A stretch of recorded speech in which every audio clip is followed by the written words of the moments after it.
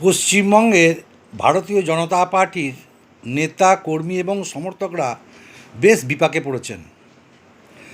আর কয়েক মাস বাদেই পশ্চিমবঙ্গ বিধানসভা নির্বাচন। এই নির্বাচনে মমতা ব্যানার্জির বিরুদ্ধে লড়াই করতে হলে ভারতীয় জনতা পার্টির একটি জনমোহিনী নীতি বা জনমোহিনী কোনো প্রকল্পের পথ তারা দেখাতে পারছে না।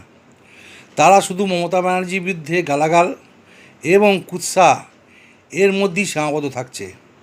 মমতা ব্যানার্জি একজন পোড় খাওয়া রাজনীতিবিদ। তার বিরুদ্ধে বিধানসভায় লড়াই করতে হলে একটি বিজেপির একটি বিশেষ জনমোহিনী নীতি দরকার, কারণ তারা 11 বছর এদেশের ক্ষমতায় রয়েছে। সেরকম কোনো নীতি তো নেই, উল্টে এনআরসি, সিএএ এবং এসআইআর নিয়ে কচকচানি চলছে। ফলে তারা খুব বিপাকে। নমস্কার।